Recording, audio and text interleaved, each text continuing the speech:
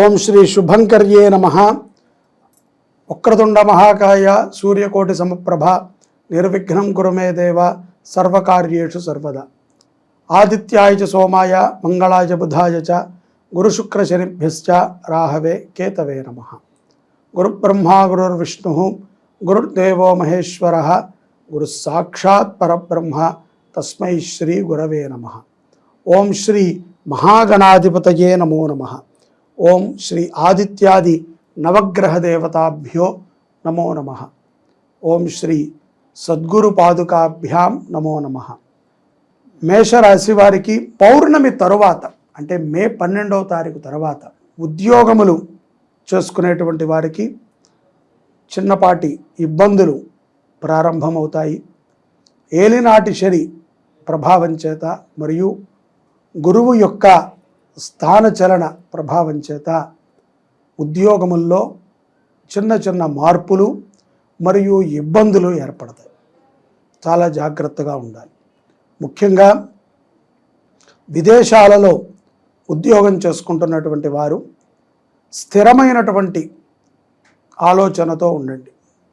తొందరపాటు నిర్ణయాలను ఏమాత్రము తీసుకోవద్దు. అలాగే మీ పై అధికారులతో ఒత్తిడి ఉన్నప్పటికీ సాధ్యమైనంత సరదాగా సంతోషంగా ఉండటానికి ప్రయత్నం చేయండి. ఆడవారు ఎవరికి కూడా ఎటువంటి వ్యక్తులకి కూడా మధ్యవర్తిత్వం వహించవద్దు. ఇచ్చిన మాటని నిలబెట్టుకునే విధంగా స్త్రీ పురుషులు ఇరువురు కూడా ఈ మాసములో ఉండటం ద్వారా ఉత్తమమైనటువంటి స్థితిని పొందగలుగుతారు. అలాగే ఉద్యోగములు లేనటువంటి వారు ఎవరికైతే గనక ఉద్యోగాలు లేవో, ఎవరైతే గత కొంతకాలముగా ఉద్యోగ అవకాశాల కోసం ప్రయత్నం చేస్తున్నారో అటువంటి వారికి ఏదో ఒక చిన్నపాటి ఉద్యోగ అవకాశము సంభవించేటువంటి పరిస్థితులు ఈ మాసంలో ఉన్నాయి. అలాగే పితృదేవతలని స్మరణ చెయ్యండి.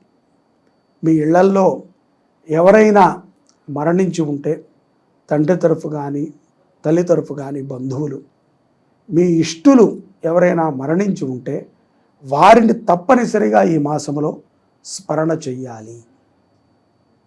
అలాగే ఇతరుల ఇళ్లల్లో ఎక్కడ పడితే అక్కడ పదార్థాలను తీసుకుని తినటము మేషరాశి వారికి మంచిది కాదు. ఈ 3 విషయాల యందు ఎంత చైతన్యముగా ఉంటే మీరు అంత అభివృద్ధి చెందగలుగుతారు. ముఖ్యంగా ఉద్యోగములో శని ప్రభావం చేత ఇక్కట్లు సంభవిస్తాయి. చాతకాని పనిని కూడా సాధ్యమవుతుంది అని మీరు అనుకుని మీరు బాధ్యతను తీసుకుని ఏదో చేసేద్దాములే అనుకుంటారు. అది చివరికి రివర్స్ అయ్యి మీ మీద ప్రమాదాన్ని చూపుతుంది. అవమాన పాలవుతారు. కాబట్టి వచ్చిన పనిని మాత్రమే చేయండి. అలాగే ఇతరులకి మధ్యవర్తిత్వం వహించేటప్పుడు ఆసక్తిగానే ఉంటుంది. తెలియకుండా బుట్టలో పడిపోతారు. మధ్యవర్తిత్వం వహించిన తర్వాత కొంత ఇబ్బందులు వస్తాయి. ఇవన్నీ కూడా నూతనముగా శని మహర్దశలోకి ఏలినాటి శనిలోకి ప్రవేశించిన మీకు తప్పనిసరిగా మే మాసంలో ఇటువంటి సందర్భాలు జరుగుతాయి. అలాగే ఇచ్చిన మాటకి కట్టుబడి ఉండటం. తొందరపాటుతో మాట ఇచ్చి మాటకి కట్టుబడి లేక ఒక మాటకి ఒక మాట అబద్ధాలని చెప్పుకుంటూ వెళ్ళటం. భార్యాభర్తల మధ్య సయోధ్య. అసలు అబద్ధమే చెప్పకపోతే గొడవ లేదు. ఒక అబద్ధానికి మరొక అబద్ధం తోడు, ఆ అబద్ధానికి ఇంకొక 2 అబద్ధాలు తోడు అయ్యి అబద్ధాల మీదే నడుస్తూ ఉంటుంది. కాబట్టి ధర్మంగా ఉండటానికి ప్రయత్నం చేస్తే శుభ పరిణామాలని మేషరాశి వారు చూడగలుగుతారు. వ్యాపారస్తులు కూడా తొందరపాటుతో మీరు వ్యాపారాన్ని మూసేయాలి, నడవట్లేదు, ఇక మన దగ్గర ఉన్నటువంటివి ఏమీ లేవు, ఏ పెట్టుబడి లేకుండా అంటే ఎటువంటి జాగ్రత్తలు లేకుండా ఎటువంటి సేవింగ్స్ లేకుండా చాలామంది వ్యాపారాలను పెట్టి మోసపోతూ ఉంటారు.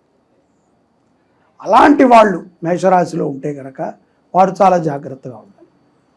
పెట్టుబడితో వ్యాపారం మంచిదే, కానీ ఒక 6 మాసాల నుంచి సంవత్సరము పాటు దానికి తగ్గ గ్రాసం అంటే దానికి సంబంధించినటువంటి జీతభత్యాలకు అయ్యే ఖర్చుని కూడా పక్కన పెట్టుకునే వ్యాపారం చేయటం ఉత్తమం. ఏముందిలే, ఇప్పుడు మనం కొనుక్కొచ్చి పెట్టాం, వస్తే మళ్ళీ కొంటాం, లేదంటే కనుక వచ్చినవి హారతి కర్పూరంలాగా ఖర్చు అయిపోతుంది అనుకుంటే ఏదీ చేయలేం. అలాగే వ్యాపారస్తులు స్నేహితులతో కూడా జాగ్రత్తగా ఉండాలి. ఎవరు కూడా మన మంచిని కోరేవారు ఉంటారేమో తప్ప మన మంచిలో వాళ్ళు ఉండరు. కోరతారు, బాగుంటే బాగుండండి, ఎందుకంటే అది సులభమే, కానీ మనం అభివృద్ధి చెందితే మాత్రం చూసి ఊరుకోలేము. అటువంటి వారు పరిచయం అవుతారు. తస్మాత్ జాగ్రత్త. ఇందులో ఏముందిలే, స్పెక్యులేషన్స్లో పెట్టు అని సలహాలు ఇచ్చేవాళ్ళు, షేర్ మార్కెట్ ద్వారా సంపాదించవచ్చు, వడ్డీల ద్వారా సంపాదించవచ్చు, ఇంకొక ద్వారా సంపాదించవచ్చు అని సలహాలు ఇస్తారు, మనని ఆర్చేస్తారు. కాబట్టి చాలా జాగ్రత్తగా ఉండాలి మేషరాశి వారు, వ్యాపారస్తులు. అలాగే తొందరపాటుతో ఎవరెవరో చెప్పారు, ఏదేదో జరుగుతోంది అనే అత్యుత్సాహంతో కొంతమంది ఈ యొక్క సోషల్ మీడియా వ్యాపారాలు కానీ ఇత్యాది ప్రమోషన్లు కానీ చేసి ఇక్కట్ల పాలవుతున్నారు. వాళ్ళు కూడా చాలా జాగ్రత్తగా ఉండాలి. ఒకళ్ళని మనం మోసం చేయటం చాలా సులభం, కానీ తిరిగి ఆ మోసం మన దగ్గరికి వచ్చినప్పుడు మాత్రం మనము దానిని భరించడం చాలా కష్టం. కాబట్టి మోసం చేయటం సులభమే కదా అని అందరం ఆ పని చేయకూడదు. అది రివర్స్ వచ్చినప్పుడు ఆ అలని తట్టుకునేటువంటి శక్తి, అంతలాంటి దృఢత్వమైనటువంటి మనస్తత్వం కూడా మనకి కలిగి ఉండాలి. రాజకీయ రంగాల వారి, ఈ రాజకీయ రంగాల వారు కూడా చాలా జాగ్రత్తగా ఉండాలి. శని ప్రభావం చేత స్త్రీపరమైనటువంటి గొడవలు కొన్ని వస్తాయి, వాటిని మీరు తప్పించుకుంటాం కష్టం. ఇంట్లో ఇబ్బంది వస్తుంది, కుటుంబంలో చీలికలు వస్తాయి, తద్వారా ఏకాకైపోతారు. మీరు ఇప్పుడు బతిమాలుకోవాలి అందరినీ. నా ప్రెస్టేజీ, నా పరువు, నేను పెట్టినది పోతోంది, కాబట్టి ఏదో గుట్టు చప్పుడు కింద ఉండాలి అనేటువంటి ఒక దీన స్థితికి వెళతారు. తస్మాత్ స్త్రీలతో రాజకీయ నాయకులు జాగ్రత్త. ఇక విదేశాలలో స్థిరపడి స్వదేశంలో వ్యాపారాలు చేసుకునేటువంటి వారు కూడా మీకు ఎక్కడెక్కడైతే కనుక వ్యాపారాలు ఉన్నాయో అటువంటి వ్యాపారాల మీద తప్పనిసరిగా శ్రద్ధ వహించండి. అలాగే కొంత సమయాన్ని పెట్టండి, గుడ్డిగా నమ్మి మోసపోకండి. విద్యార్థులు చక్కటి విద్యాభ్యాసాలను చేసుకుంటూ ఉన్నతమైనటువంటి స్థితిగతులకి మీరు మార్గదర్శకులు అవ్వాలి. అలాగే మీరు ఉన్నతమైనటువంటి విద్యలు అభ్యసించడానికి చేసేటువంటి ప్రయత్నాలు కూడా సఫలీకృతమవుతాయి. మీ యొక్క గోచారము రీత్యా మేషరాశి వారికి సంభవించినటువంటి కొన్ని పరిణామాలు మీలో ఎంత మార్పుని తీసుకొస్తాయి. ఈ మే మాసంలో పౌర్ణమి తరువాత, అంటే మే 12వ తారీఖు తర్వాత, ఈ యొక్క వైశాఖ మాసంలో ఆర్థికపరమైనటువంటి స్థితిగతులు మెరుగుపడతాయి. ఆరోగ్యములో దృఢత్వం ఏర్పడుతుంది. సంకల్పించినటువంటి కొన్ని పనులని శీఘ్రముగానే చేయగలుగుతారు. అలాగే అధికారులని కూడా కలుస్తారు. ప్రయోజనం ఉండదు కానీ కలుస్తారు. ప్రయోజనమైనటువంటి పనులు చేయటానికి మనసు చాలా ఉర్రూతలూగుతుంది. పౌర్ణమి తర్వాత ఏదో చెయ్యాలి, ఎక్కడికో వెళ్ళిపోవాలి, ఎంతెంతో సంపాదించాలని ఆతృతమైనటువంటి ఆలోచనలు చేస్తారు. ఖర్చులు పెరుగుతాయి. క్షేత్ర దర్శనాలు చాలా ప్రాధాన్యతని ఇస్తాయి మీ జీవితంలో. అలాగే భగవద్ దర్శనం వలన ఎంతో జ్ఞానాన్ని పొందుతారు. సేవా దృక్పథముతో ఉండటమే జీవిత లక్ష్యంగా మీరు అనుకుంటూ ఉంటారు. మీరు ఈ యొక్క భగవత్ ప్రయాణములో సనాతన ధర్మం మీద అపారమైనటువంటి విశ్వాసాన్ని కూడా పెంచుకుంటూ ఉంటారు. మన మతము గొప్పది, పరమతము గౌరవించదగ్గది. అలా అని చెప్పి మన మతాన్ని మనము, మన ధర్మాన్ని మనము కించపరుచుకోకూడదు. కష్ట సుఖాలు ఎక్కడైనా ఉంటాయి, దేంట్లో అయినా ఉంటాయి. ఇది కాకపోతే ఇంకొక రకం. అన్నీ కూడా మనకి ముందుకు తీసుకొచ్చి ఏ ధర్మము పెట్టదు. మార్గములో మనం వెళుతున్నప్పుడు ప్రతి ఒక్కటి మనకి తాహసపడుతుంది. కాబట్టి జీవితం మీద అపారమైనటువంటి విశ్వాసాన్ని కలిగి ఉండండి. ప్రకృతిలో జీవరాశులతో పాటుగా మనము కూడా జీవిస్తున్నాము అనే మాత్రం అనుకోవాలి.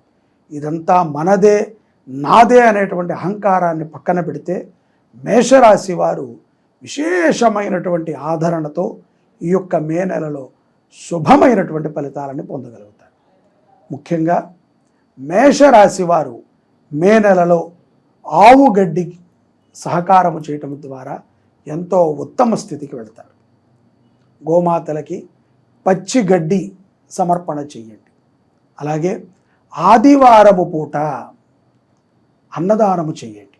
ఈ 2 పరిహారాలు మేషరాశి వారు చేసుకుంటం ద్వారా నవగ్రహముల యొక్క అనుగ్రహంతో పాటు మీ కుటుంబంలో మరణించినటువంటి పితృదేవతల యొక్క అనుగ్రహాన్ని కూడా పొంది శుభమైనటువంటి జీవనాన్ని మీరు అనుభవిస్తారని చెప్తున్నాను. జై శుభంకరి. సర్వే జనాః సుఖినో భవంతు.